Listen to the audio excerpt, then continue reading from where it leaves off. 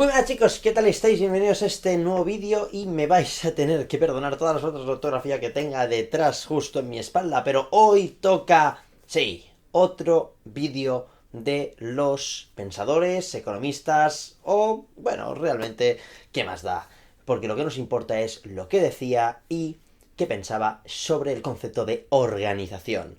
Tema 1, economía de la empresa, diseño organizativo de la carrera de Administración de Empresas, Economía, de la UNED. Muy bien, como nosotros podemos observar, hoy nos toca el señor Gareth Morgan. El señor Morgan, que no era el de las leyes de Morgan, las leyes de Morgan, de probabilidad y de teoría de conjuntos, no, ni mucho menos, sino era un pensador que estiraba más a un concepto filosófico que economista puro y duro, no sé, era una persona un tanto extrañita, que le gustaba, yo creo que fumarse unas cosas bastante interesantes porque, joder, tío, me estaba recordando a mis épocas en bachillerato cuando estudiaba autores de filosofía. Y él desarrolla una cosita que se le conoce como las especie de imágenes mentales, que la resume en las metáforas, ¿vale?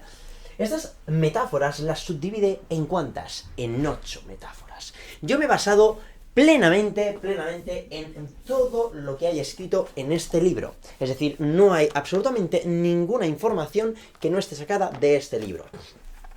Por eso, por mucho que yo sí que haya leído algo sobre el flujo y la transformación, en el libro no dice absolutamente nada de esta parte de aquí, aunque sí que os la voy a matizar un poquito. Estas 8 metáforas son las siguientes: máquinas, organismos, cerebros, cultura, sistema político, prisiones psíquicas, flujo y transformación, instrumento de dominación.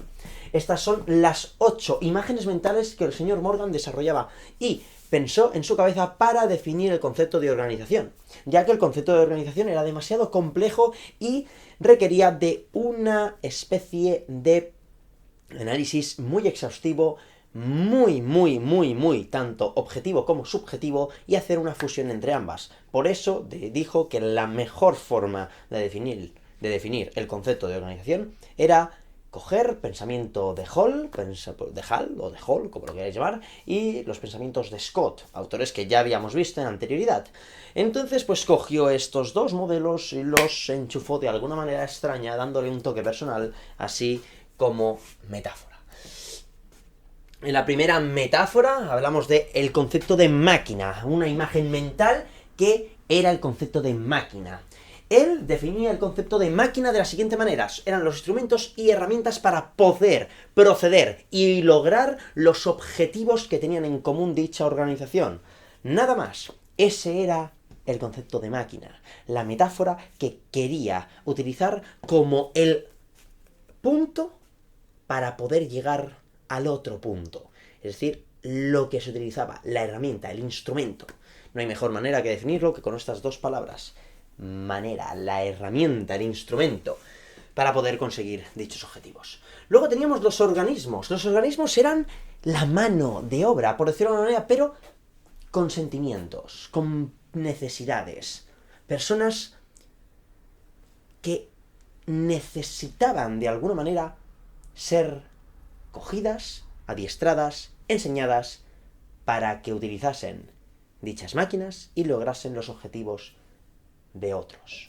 Entonces estos organismos necesitan recursos. ¿Qué recursos? Necesitan recursos para subsistir y necesitan recursos para producir. Por lo tanto, aquí la organización lo que les proporcionaba eran esos dos tipos de recursos: los recursos para poder producir para ellos y los recursos para poder subsistir ellos. Por eso la subsistencia de los organismos es clave dentro del concepto de organización del señor Morgan. Luego la condición, pero aquí la condición era la condición en la que ellos venían, la condición que ellos tenían.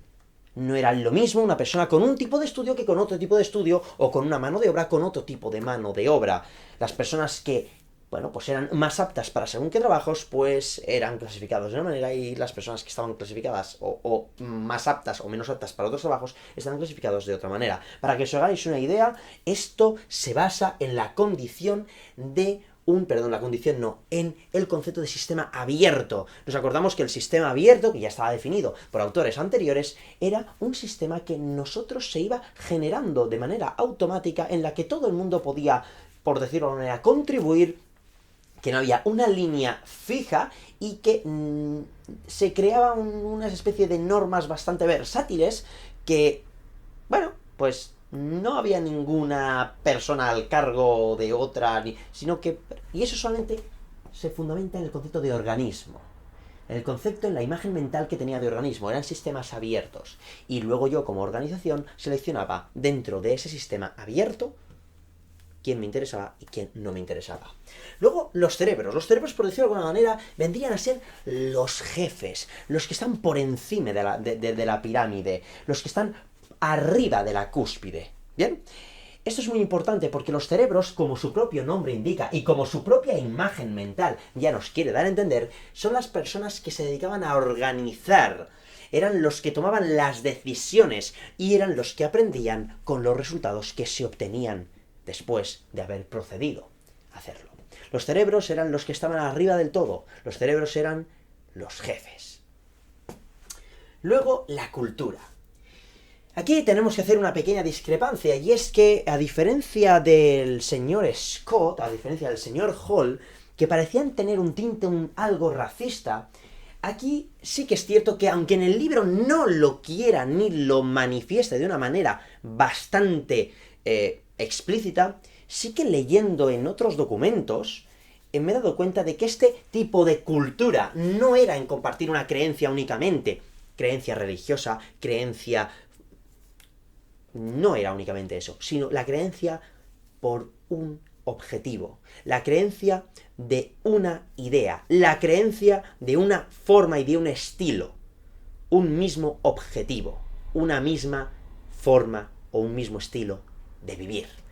Eso era lo que definía la cohesión o la intersección entre los elementos de la cultura, es decir, era un sistema natural, obviamente, pero estos compartían una creencia.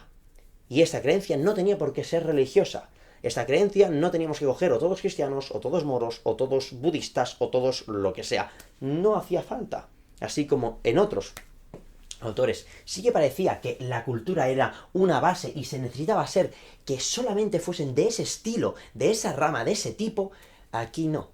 En esta organización nosotros queremos personas con alto carácter de responsabilidad, con mucha ambición, y esa era la cultura, esa era la creencia, esa era el compartir una cultura, ¿vale?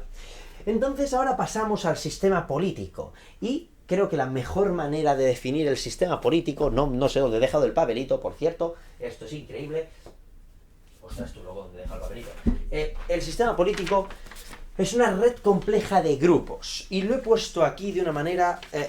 No, este no era, perdón. Era una red compleja de grupos que contenían y tenían diferentes valores y diferentes prioridades. Esto daba lugar a los conflictos. Los sistemas políticos desentrañaban y daban a conocer cuáles eran los objetivos que se debía de marcar la organización. Obviamente, dentro del sistema político era una especie de manipulación, de manipulación por encima. ¿Quién controlaba el sistema político? Los cerebros. Los cerebros contenían y daban las instrucciones para que el sistema político de dicha organización fuese de esa manera. Lo único que esas normas están en otra metáfora. Pero para que nos hagamos una idea, el sistema político reflejaba el carácter y la idiosincrasia de la organización. ¿Teníamos que vestir todos iguales? ¿No teníamos que vestir todos iguales? ¿Cuáles eran los objetivos? ¿Cuáles no eran? Para poder pertenecer a dicha organización, tienes que quitarte todos los pendientes y tienes que tener el color del pelo azul. Eso era el sistema político. Diferentes valores y prioridades. Iban a priorizar un objetivo en pos de otro, o un tipo de empleado en pos de otro. Y obviamente eso daba muchos conflictos, porque seguramente dentro del sistema de cerebros, o dentro de la metáfora de cerebros, también habría discrepancias. Y obviamente las personas también cambian, los organismos cambian, sus prioridades cambian, y entonces cuando tú ya dejas de estar de acuerdo con los sistemas, las formas y obviamente los objetivos de dicha organización, también te genera conflicto. Así que vamos ahora a las presiones psíquicas, que era la consecuencia de este sistema político. ¿Cómo nosotros adjudicábamos este sistema político dentro de la organización? Esto eran reglas y métodos, y creo que este sí que era. Tampoco. No era este, me cachis en la mar. Es que tengo una palabra apuntada porque es que he dicho, guau, es que esta palabra es clave para entenderlo. Las presiones psíquicas eran el conjunto de reglas y métodos que hacían para poder controlar el pensamiento. Nosotros, con esto, lo que queríamos generar era una limitación de pensamiento. Queríamos limitar la libertad de expresión y la libertad de poder decir, pensar y ejecutar de nuestros empleados. Ejemplo, si tienes que cerrar la boca aunque el cliente te pegue una colleja, tienes que hacerlo, si no te echo a la calle. ¿Vale? Si tienes que ser educado con un cliente y no le puedes faltar el respeto, por mucho que él te insulte, tienes que hacerlo. Si le insultas, te echo a la calle. Si no puedes robar dinero de la caja, porque si no te echo a la calle, bueno, pues te echo a la calle, ¿no? Pero vamos a poner un ejemplo que es mucho más tangible a mi nivel.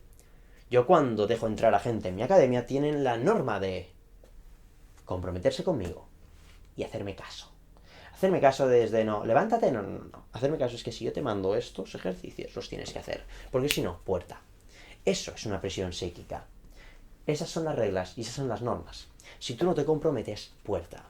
De esta manera puedo manipularles. De esta manera puedo hacer que ellos me obedezcan.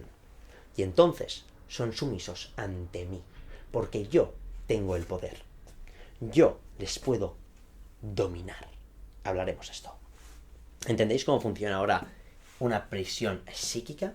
Es un concepto bastante interesante, porque yo creo que a nivel de psicología también es aplicable.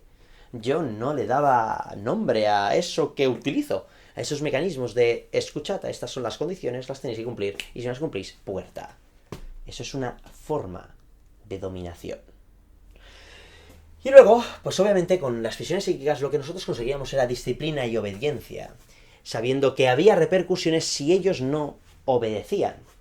Conseguíamos la disciplina. Si ellos obedecían, entonces había disciplina. Como hemos dicho al principio, flujo y transformación es algo que no viene definido, al menos en el epígrafe del libro, pero es muy sencillo. El flujo y transformación, como dice de esta manera, tal cual, flujo y transformación, es todos los cambios continuados del ambiente dentro y fuera de la organización. Es decir, vamos a suponer que la cultura que nosotros tenemos aquí en España, en vez de ser del siglo XXI, era del siglo pasado. Dictadura, sumisión por completo. La imagen de la mujer era completamente nula. Si eras maricón, te destrozaban. Si eras comunista, te mataban. Si eras, yo qué sé, eras un despojo. Por lo tanto, todos los que pensaban diferente estaban obligados a serlo. Pero ¿qué pasa? Que los tiempos cambian. Los tiempos cambian y llegan momentos, pues, de democracia, de una libertad de pensamiento mayor, y por lo tanto, con una crítica sobre los organismos, pues, de manera diferente. Entonces, las organizaciones tienen la necesidad de transformarse, o si no, desaparecer. Y ya lo definió el señor Scott. Una organización tiene como objetivo principal el de sobrevivir. Sí que es cierto que lo mencionaba para los sistemas que eran sistemas naturales, pero total, por muy poco sistema natural, por muy poco sistema abierto, por muy poco sistema racional que fuera, una organización como objetivo principal tenía la no desaparición. De hecho, todas las empresas lo último que quieren es desaparecer. Así que, ¿qué pasa? Que para poder sobrevivir tenían que cambiar, tenían que transformarse. Si tenían que parecer más inclusivas, iban a contratar mujeres. ¿Por qué? Porque eso era lo que se bien veía, ¿no? En aquel tiempo. Y ahora, si en una empresa tú ves y que solamente son hombres, tú vas a clasificar que esa empresa es machista. Si tú ves que esa empresa solamente contrata a personas de una etnia, pues entonces vas a pensar que esa empresa es racista. Si tú ves que esa empresa únicamente contrata a personas con un ojo, pues a lo mejor pensarás que son raritos. Pero para que os hagáis una idea, es la transformación continua del entorno. El cómo pensamos ahora y el cómo pensábamos ayer es lo que hace definir el concepto y la forma de organización. Pero la forma y la esencia siempre será la misma. Máquina, organismo y luego todo lo que le acompaña. Cerebros, cultura, sistema político y prisión psíquica. Y por supuesto no nos podemos olvidar de la última y casi la más importante, el instrumento de dominación. ¿A quién va dirigido el sistema de dominación? Por supuesto, a los organismos. ¿Y cómo se aplica el sistema de dominación? Pues de múltiples formas. Hace una especie de fusión entre lo que son las máquinas y el sistema político. Si no hay máquinas, la gente no puede producir. Y entonces si no puedes producir, no puedes sacar beneficio. Yo pongo a disposición del resto de las personas unas máquinas que sin mí no podrían tener. Así que, gracias a mí, ellos pueden hacer uso de esas máquinas y por lo tanto, ellos podrán cobrar por ello. Bueno, pues aquí tenemos un sistema de dominación. El tener y que el que ellos no tengan. Y luego, un sistema político. Os tenéis que acoplar y os tenéis que adaptar a cuáles son mis objetivos, cuáles son mis pensamientos, porque si no, estáis fuera. Estáis fuera. Y si estáis fuera, entonces no podréis pertenecer al sistema de organismos. Así que no podréis conseguir la subsistencia que necesitáis. Entonces el instrumento de dominación es increíblemente potente, porque ni siquiera aplica el concepto de prisión psíquica, porque va íntimamente relacionada con un sistema político. Entonces, ¿cómo evoluciona el instrumento de dominación? El instrumento de dominación funciona de la siguiente manera, y es como el pseudocomunismo, o el comunismo real, que también podríamos decirlo. ¿Cómo funciona un sistema comunista? ¿O cómo terminan funcionando? De manera filosófica. El poder es para el bien de todos. Por lo tanto, proyectamos objetivos, proyectamos intereses por el bien común, ¿lo veis? Esta era la palabra en detrimento, gracias, en detrimento de los demás. El bien común es la prioridad. Por lo tanto, si tú te tienes que joder, te vas a joder si estamos beneficiando a todo el resto. Ejemplos. Impuestos. Tú te tienes que joder y dar parte de lo que tú ganas para que todos seamos un poquito más iguales. Lo merezcas o no lo merezcas. Pero todos merecemos ser iguales, ¿o no? ¿Quién sabe? Esto ya es otro debate. Otro ejemplo. Expropiación. Yo quiero hacer pasar una carretera. Bueno, yo no, el Estado. Y justamente está tu casa en medio. Pero esta carretera la va a utilizar mucha más gente. No solamente tú. Así que da igual. Te jodes. Te quitamos tu casa y ponemos una carretera. ¿Por qué? Porque el bien común es más importante que el bien individual. Pero esto, en el concepto de las organizaciones, desaparece. Según este autor. ¿Por qué? Porque empieza siendo eso. Empieza a priorizar el interés común. Pero termina siendo un interés completamente individual. Deja de tener un interés global a un interés más personal. Básicamente, el de ganar dinero. Porque no nos olvidemos, la naturaleza humana es impermutable, es intransformable, es inherente dentro de nosotros. Nuestra ansia de poder, de tener, va implícita dentro de nuestro ADN, va implícita dentro de nuestras formas. Somos animales, animales egoístas, que siempre vamos a querer. Y por lo tanto, cuando uno tiene cualquier cosa, lo utiliza. Por eso no os olvidéis, quien tiene poder, lo utiliza. Siempre. Por lo tanto, cuando uno llega arriba, diciendo que puede y que va a mirar por el bien de todos, siempre termina mirando por el suyo propio. Siempre. Siempre. Así que las organizaciones y las empresas no iban a ser diferentes. Empiezan por priorizar el bien común y terminan priorizando el bien individual. Aunque luego siempre hay excepciones, por suerte.